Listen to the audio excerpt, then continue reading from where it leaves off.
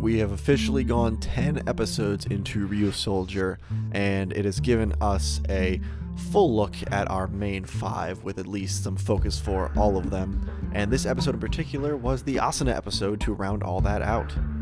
So as the previews pretty obviously indicated, and as I had kind of been hoping a few episodes ago, we do get a final character focus episode to round out the earlier team members who were with us from the beginning, with Asuna taking the stage here.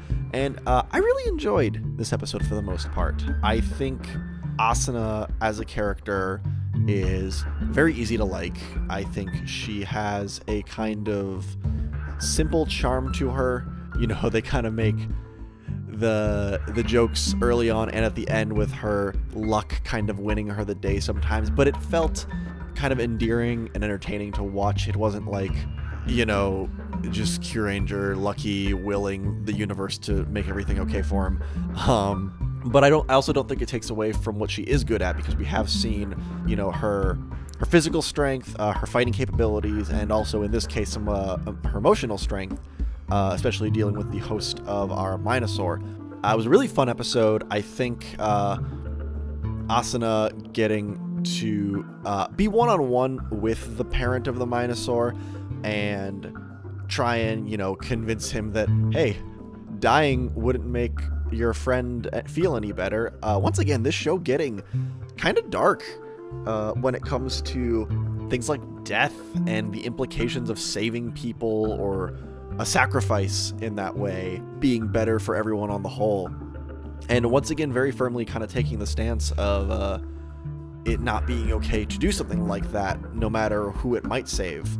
And I think that's something good for a show with this audience. You know, I think, you know, the loss of one for the good of many kind of thing is maybe something you can tackle on a larger scale with more complicated answers in a show for a more mature audience. But I think as a general lesson for kids watching, this is a nice optimistic way to handle these things. But I also like that it's not shying away from dealing with, you know, death and things like that.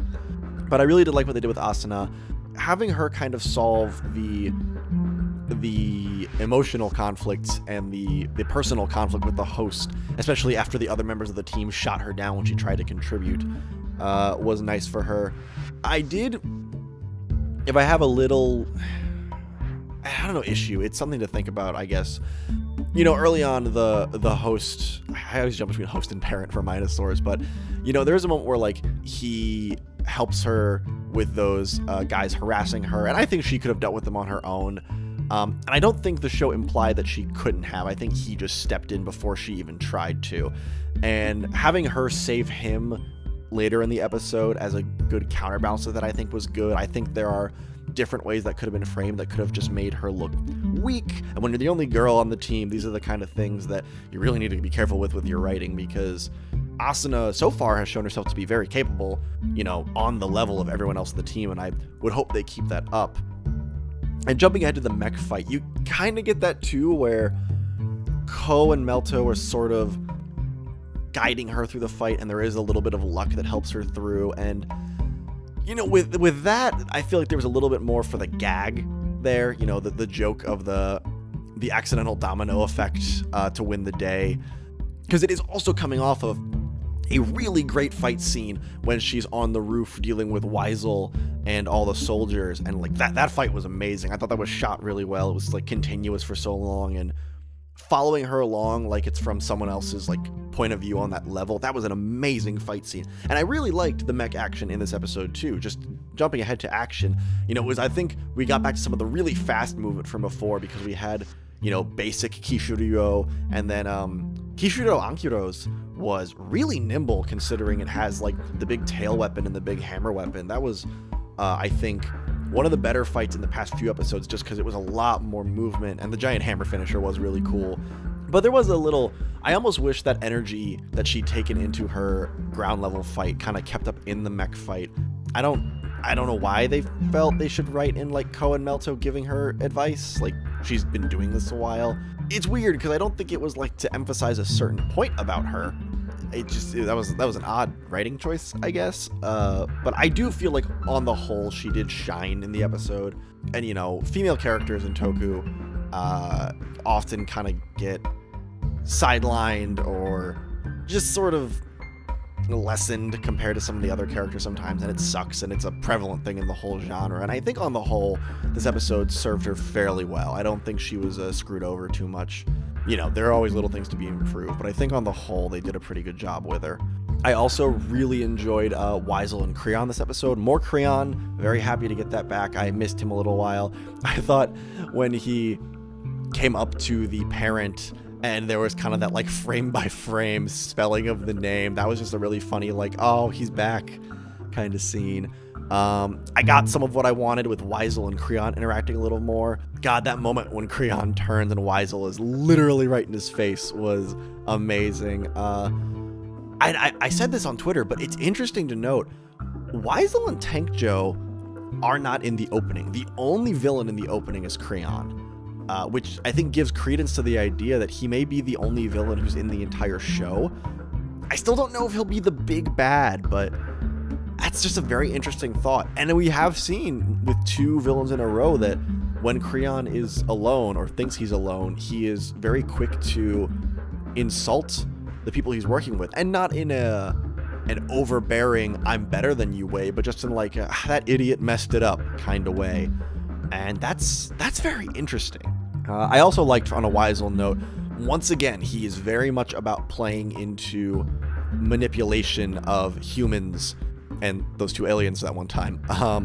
But, you know, this time just trying to, you know, emotionally destroy the parent, further the growth of the Minosaur, and just enjoy the suffering he's putting that person through on an emotional level.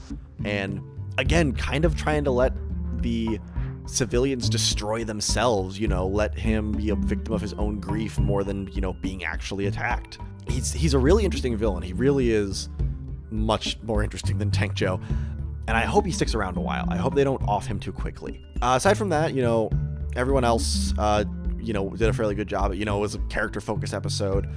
You know, they played their parts well, did their thing. You know, we still got some cool action. The strategies to try and fight the Minosaur this time and figure out how its counter worked were cool, and just that I liked seeing them really think about it. You know, we've had a few Minosaurs that have presented interesting challenges in simple ways, but it still forced them to think differently. You know, the countering here, the one that could fly, was the first time that had happened. You know, the poison from the canine one, was it Cerberus? I look up what the Minosaurs are based on, and I constantly forget what's what. But I think we've gotten some cool Monsters of the Week for early in the show, and I've enjoyed that they kind of force the team to think. Even when the team only has really like 1 or 2 strategists, mostly in like Melto and Bamba. But it was honestly a really fun episode overall. I really liked, you know, little moments, Tiramigo telling Asuna to cheer up. The big moment of like throwing the boxer up to catch him, because, you know, when she's holding him there, I was even thinking like, isn't Asuna like super strong? And seeing her kind of just like, it almost seemed like it was because she got pushed to that kind of righteous fury moment of like just wanting to beat the crap out of Wyzul, and I thought that was really cool and satisfying. And of course we had the surprise at the end when they were like, oh yeah, we made dinner without you because you were late, and then the meat on the back of the sign was funny. I think it was a lot of fun. I really do think Asuna shone through, and I did really like her, and I think they've done a good job with the team as a whole, in that at this point I do like them all to different degrees, and part of it's because the focus has been a little different. Like, you know, Bamba I think is maybe in need of like a singular character episode soon. His character stuff was kind of tied into the arc of him and Toa joining, and it hasn't been as specifically deep because he clearly has like a chip on his shoulder that they haven't gone into yet. But I still think we finally have a good read on everyone. I think the team is working together very well, and now we are going to get into some toy reveals. I'm really excited for the DMA Volcano arc. I really want to see how it's handled, knowing, because I'm recording this a little late, knowing that we're getting the armor in one episode and then the mech in the following episode is very interesting to me, because there's an idea there of being able to get the soul, but not the mecha. And knowing that you can have one and not the other is interesting, and I think it's maybe playing into just like the sentience of the Kishiryu, but I'm very curious to see how they go about getting to that point. And then, of course, we've got Gold coming very soon, so the show's going to be moving pretty rapidly from a merchandise standpoint, definitely, but I also wonder where that's going to go from a plot standpoint. But I think 10 episodes in, I'm enjoying the show. I feel like it's moved at a reasonable pace for me. You know, I'm not worried that they're not getting into plot just yet. I think every episode has had some important meaning beyond just filling the time and selling a toy, and that's good. And I really hope it keeps it up, and I'm really looking forward to this turning point that we're getting to more and more as bigger things are going to be introduced. But with that, thank you so much for listening again. I will hopefully be back with episode 11. There is a chance I may end up doing episodes 11 and 12 together because I'm going to be out of town coming up soon, as I'm recording this at least, but we will see. I will do my best to get them up as soon as I can. So thank you once again, and everybody take it easy.